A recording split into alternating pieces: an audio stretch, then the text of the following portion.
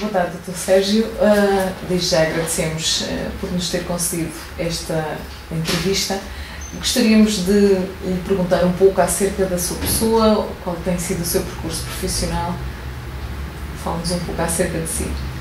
Muito boa tarde. Antes de mais, também quero agradecer o convite que me foi feito e a oportunidade de explicar ou expor um pouco do que são as virtudes e as dificuldades da advocacia jovem em Portugal, porquanto formei-me há 9, 10 anos, portanto ainda sou considerado um jovem na advocacia, e desde já, portanto, o agradecimento quanto a esse ponto. Portanto, eu licenciei-me na Universidade de Coimbra nos primeiros anos de 2000, 2003, 2004, 2003. Depois inicio o estágio de advocacia em Lisboa, numa sociedade de média dimensão, já na altura.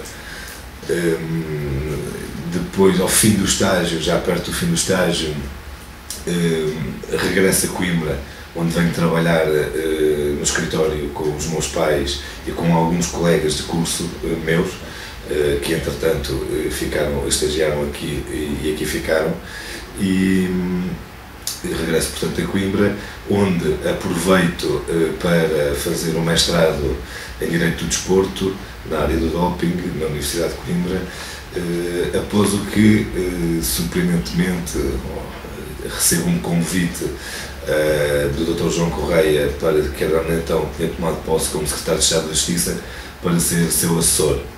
Regresso a Lisboa, portanto, a minha vida tem sido constantemente andar de Coimbra para Lisboa. Regresso a Lisboa para exercer essas funções, ao que após um ano e pouco regresso novamente a Coimbra, onde estive mais um ano a exercer a advocacia, e depois regresso novamente a Lisboa para o cargo de adjunto da Sra. Ministra da Justiça, no qual ainda hoje me mantenho. Portanto, a minha vida profissional tem sido esta. A pessoal também já tinha sido assim no passado, porquanto durante toda a minha vida pratiquei a modalidade de ténis de mesa e também me obrigava a deslocar de Coimbra ao Porto em representação da seleção portuguesa. Portanto, são as vicissitudes de quem vive na cidade de Coimbra e que quer exercer ou tem a possibilidade de exercer umas funções fora do distrito de Coimbra e a nível nacional. Portanto, sempre que temos que representar o nosso país, as vicissitudes impõem estas deslocações. Claro que, naturalmente, hoje as distâncias estão encurtadas, nomeadamente com o comboio, que permite ir a trabalhar e a descansar durante a viagem. Portanto, é algo que se compatibiliza facilmente. Doutor, tem, apesar de dizer que é jovem na advocacia, mas já tem um percurso profissional muito recheado, de alguma maneira. Como é que tem sido a advocacia? Como é que a tem exercido? Já falou que não exerce em prática isolada, mas sim num contexto de uma sociedade de advogados, Doutora Arménia Coimbra e Associados. E como é que tem sido o contexto do trabalho também no Ministério da Justiça? Bem, a advocacia, o trabalho enquanto adjunto do membro do Governo não é compatível com a advocacia. Não é compatível, não é em termos práticos, em termos formais, portanto, em termos legais, não é compatível. Portanto, sempre que tenho estado nestas funções, tenho suspendido, a lei assim me obriga, e tenho suspendido a inscrição na ordem.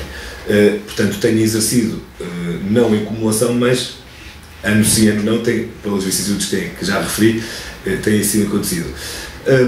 Quanto à advocacia, em concreto, a advocacia em Coimbra, ainda que, como referi bem, eu não a tenho exercido em prática isolada, é muito diferente da advocacia que eu fiz e que atualmente é exercida em Lisboa, que se pratica em Lisboa. Portanto, as sociedades em Coimbra são sociedades pequenas, se é que se podem chamar sociedades, mas são sociedades pequenas, e como eu costumo dizer, não temos em Coimbra a possibilidade ou o benefício que em Lisboa se tem de podermos dedicar a um ou dois ramos de direito.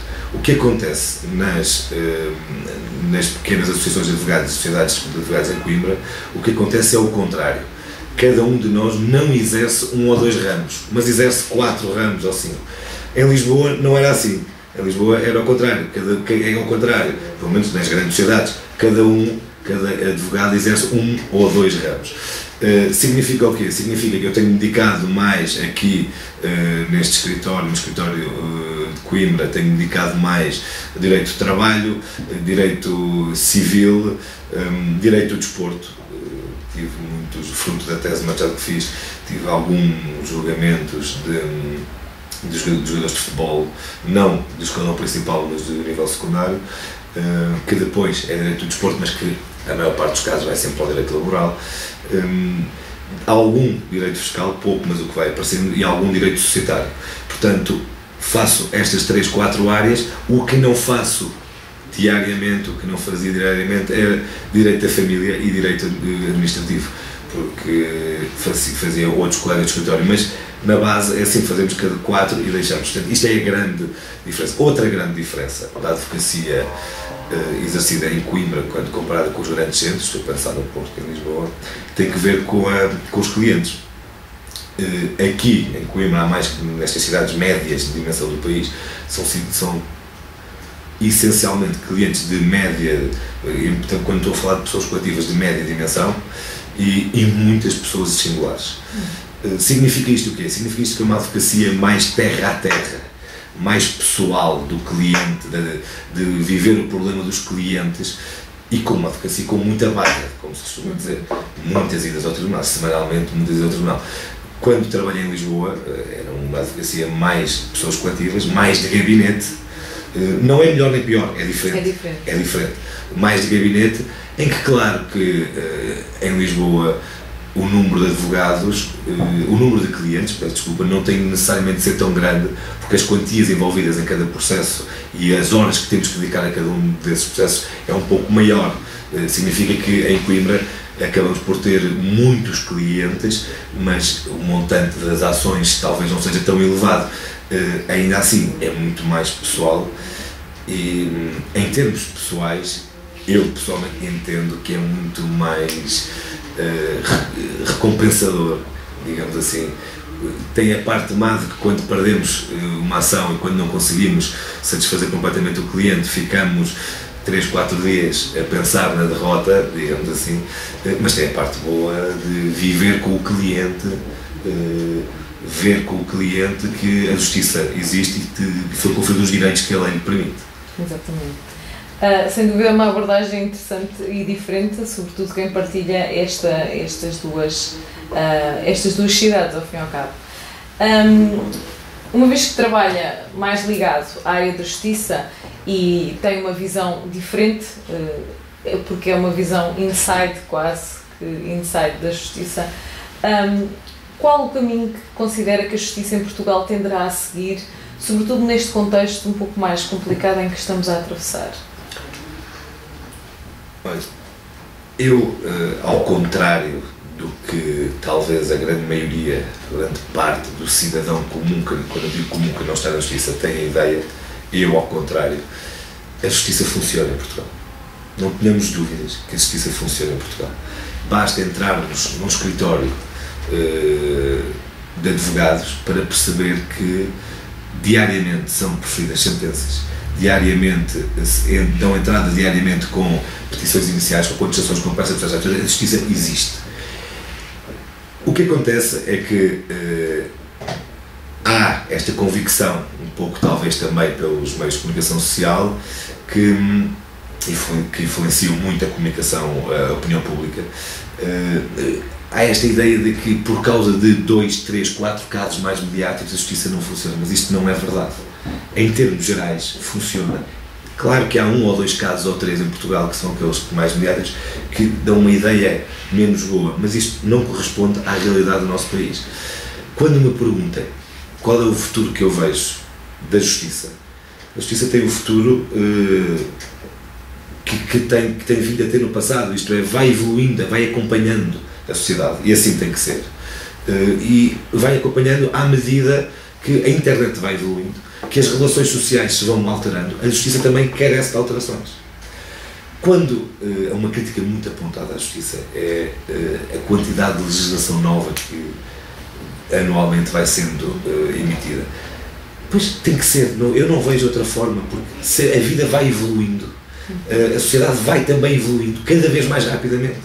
Se atentarmos à evolução que a sociedade tem assistido nos últimos 10, 12 anos, comparado com o que se passava há 20, 30 anos atrás, não há comparação, é muito mais rápida a evolução. Naturalmente que a justiça e o direito têm que acompanhar a regulação da vida do dia-a-dia dos cidadãos e das empresas. Logo, por maioria de razão, também ela, a justiça, tem que ser mais exigente e mais rapidamente evoluída. É óbvio que tenho assistido, nos últimos 10 anos, essencialmente quando comecei a exercer a advocacia, a uma evolução ótima, no sentido das ferramentas. E agora estou a pensar um pouco mais na advocacia, do lado da advocacia. As ferramentas que hoje são colocadas ao dispor de um advogado, quando comparadas com há 10 anos atrás, é uma loucura. As peças todas processuais, quase todas hoje entram por via informática. Não temos que andar a consultar os processos todos os dias, processos cozidos à mão já não existem. E, portanto, a informática foi importantíssima para a justiça. Agora, é preciso ter cautelas com a informática ao serviço da justiça. Como eu digo, é a informática que tem que ajudar a justiça, não é a justiça que tem que se adaptar à informática. E eu penso que o futuro da advocacia e da justiça em Portugal passa por este dinamismo e utilização das novas tecnologias, mas sempre com esta particularidade. Não se pode pretender que a informática substitua os operadores judiciários. Estou a pensar em juízes, em advogados, em oficiais de justiça, em agentes de execução, em notários, em todos os operadores judiciários. Não os podemos substituir. Podemos utilizar essas ferramentas ao nosso dispor para facilitar as nossas comunicações. Agora, o papel de todos estes operadores é essencial para a segurança da justiça. E também, só para terminar e para tentar responder um pouco à sua justiça, não pretendo de todo que no futuro, mas é uma opinião muito pessoal, que no futuro a justiça seja tão célere como se muitas vezes se exige, porque há que ter cautelas, há que garantir, há direitos fundamentais que os cidadãos precisam de ver consagrados, e muitas das vezes, muita celeridade ou demasiada celeridade pode, em alguns casos, ser inimiga desta segurança jurídica e, acima de tudo, a segurança à frente da celeridade.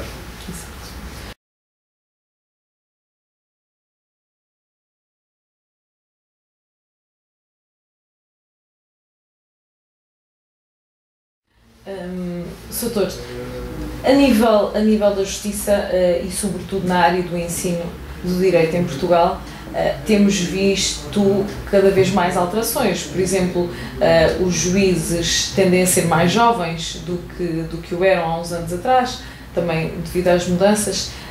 Como é que encara esta alteração do ensino do direito, sobretudo nesta perspectiva agora de Bolonha também, e uma vez que também no escritório acompanham alguns estagiários, acha que poderá ter advindo daí alguma situação menos benéfica também para a prática do direito? Diretamente, não. Isto é, não se pode tirar esta conclusão de que Bolonha é pior ou a ensino é pior. Não há causa e efeito com isto. Basta pensarmos que antes de Bolonha havia, hoje há menos, mas em 2002, 2003, 2004, 2005, havia muitas universidades privadas com cursos muito diferentes, com um programa curricular muito diferente das universidades públicas, com um ensino muito diferente, em que já aí, nessa altura, se dizia que o ensino não era tão bom. Depois aparece Bolonha com um programa curricular diferente. Nem no caso das universidades privadas, nem nas públicas com o Bolonha se pode tirar esta conclusão de que a alteração é para pior. O cidadão português, onde eu me incluo a 100%, nós somos muito aversos à mudança. É uma realidade, é nosso, é português. Somos aversos à mudança. Mas quando a mudança aparece E quando nós nos habituamos à mudança, ao fim de algum tempo conseguimos tirar as conclusões, mas só ao fim desse tempo, e dizemos, afinal foi melhor. Basta pensarmos na lei do tabaco. A lei do tabaco, a primeira coisa da proibição do tabaco em locais públicos, a sociedade civil, quer dizer, não lidou no primeiro momento bem, mas hoje é impensável, todos nós, é impensável entrarmos num restaurante, num café e termos aquilo cheio de fumo. Ou seja, habituámos, e ainda bem que nos habituamos. Aqui se passa o mesmo. O primeiro choque, o primeiro contacto com a alteração não é positivo. Agora, desde que, isto aqui tem que ficar bem claro, desde que as cadeiras, o tronco básico fundamental, seja garantido, quer numa modalidade de ensino, quer na nova, não vejo qualquer problema. E quanto a um problema que tem sido muitas vezes invocado quanto a Bolonha, que é o problema da idade de licenciatura, eu aí estou completamente em desacordo com as críticas. Nós somos um país em que, há pouco falou-me dos juízes cada vez mais novos, nós somos um país em que na área do direito só somos reconhecidos muito tardiamente quando comparado com as outras áreas. Basta compararmos com os consultores das grandes sociedades consultoras que existem no país. A consultoria estratégica, financeira, um jovem com 35 anos, muitas vezes já está no topo da hierarquia destas consultoras, com projetos de milhões de euros internacionais nas mãos, sob a sua responsabilidade. Há duas áreas em Portugal que isto não acontece, por tradição, uma questão de tradição, que é a justiça e a medicina, em que nós, advogados e os médicos, só são reconhecidos muito mais tardiamente. E muitas vezes desajustadamente, porque quando vem o reconhecimento já não estão no auge das suas capacidades, já têm 55, 60 anos. Ora, aos 55, 60 anos já nós não estamos no auge nem com a força, com o vigor da juventude que temos até aos 40, 45, 50. Significa isto o quê? Que é nesta idade, a partir dos 30, que já temos mais algum conhecimento, já fomos, a partir dos 25 até aos 45, 50 anos, que nós somos capazes e temos força de mudar o que está mal na sociedade. E, talvez de uma forma ingrata, a justiça, no âmbito da área da justiça, é difícil atingir o topo, quer nas sociedades de advogados, quer na própria carreira dos magistrados, atingir o topo, quando noutras áreas, como eu referi, na área financeira, isto não acontece, quer nacional, quer internacionalmente. Basta atentarmos na banca internacional, em que temos jovens de 30 a 35 anos no topo da banca de investimento. Portanto, o argumento quanto ao ensino de Bolonha, que são muito jovens, e o argumento quanto aos magistrados, que deveriam esperar mais 2 anos após a altura, para mim não é válido, porque não é só o fator da idade que para mim faz a distinção. Temos jovens muito bons, temos jovens menos bons, como temos pessoas com maior idade muito boas e menos boas, é como tudo. Soutor, e uma vez que teve a experiência, licenciou-se pela Universidade de Coimbra, mas foi tirar o estágio a Lisboa, consegue perceber a diferença entre o ensino do direito feito em Coimbra, em que é apontado como mais tradicional, menos prático, ao inverso do de Lisboa, que é considerado um ensino mais prático? Ou seja, o que é que questionar é se ao fim e ao cabo acha que isso pode ter alguma relevância depois na vida prática, se acha que deveríamos, se calhar, em Coimbra ter um ensino um pouco mais prático, e em Lisboa, não sei se um pouco mais teórico, para contrabalançar. Em primeiro lugar, não é completamente verdadeiro que em Coimbra seja mais teórico e que em Lisboa seja mais prático. É verdade que na Universidade de Coimbra e na Universidade de Lisboa, Universidade de Direito de Lisboa, o ensino é um pouco, não diria teórico, mas um pouco mais de formação académica, no sentido de dar os princípios basilares fundamentais.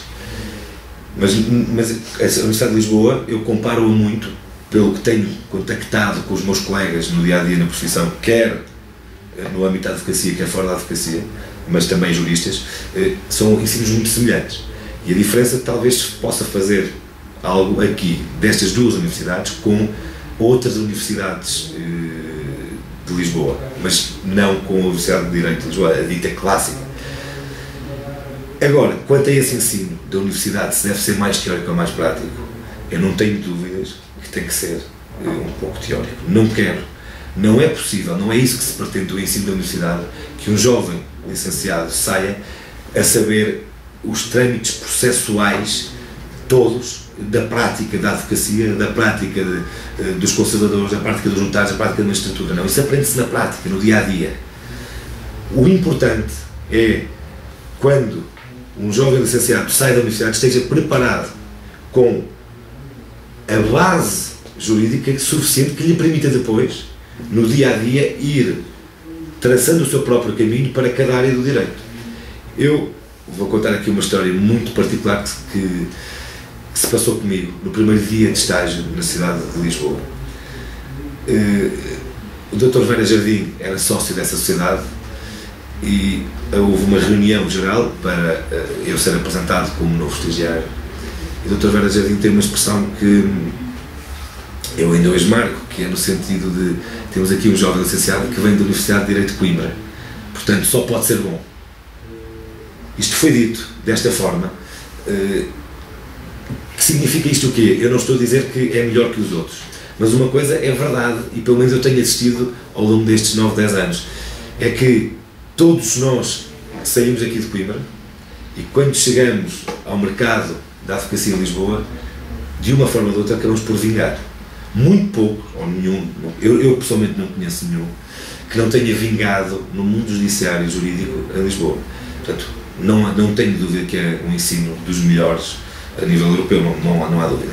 Agora, da mesma forma que eu tenho não tenho qualquer dúvida sobre isto, há na Universidade de Coimbra uma questão que ainda carece ser aperfeiçoada, que é a preparação nos dois últimos anos do jovem para o mercado de trabalho. Quando eu digo preparação, não é em termos do jovem intelectual, é de a própria universidade poder, num primeiro momento, colocar os jovens e facilitar os jovens no seu início profissional. Ainda continua um pouco a funcionar nos moldes antigos, isto é, o jovem licencia-se ele próprio que tem que ir. Estou a falar dos melhores alunos de Direito. Os melhores alunos de Direito de Coimbra hoje formam-se e têm eles próprios que andar à procura do primeiro emprego. A universidade não é muito proativa, devia ser mais proativa nesse sentido. Isto no primeiro momento. E num segundo momento, e isto é um problema da universidade, mas não só, da própria cidade de Coimbra, devia, tanto a universidade como a própria cidade de Coimbra, tirar os dividendos da prata da casa. Isto é, nós, a Universidade de Coimbra, estamos a formar licenciados bons, e muito bons e excelentes licenciados, que se colocam no mercado de trabalho e depois a Universidade e a cidade não os recuperam mais. Estamos a perdê-los para Lisboa, estamos a perdê-los para o Porto, estamos a perdê-los para Madrid, para Londres, sem o retorno. Claro que é o mesmo que se verifica um pouco no país, mas a cidade de Coimbra em concreto está a formar e depois não está a tirar os dividendos que pode retirar. Eu penso que carece de ser aqui um pouco melhorado a este ponto.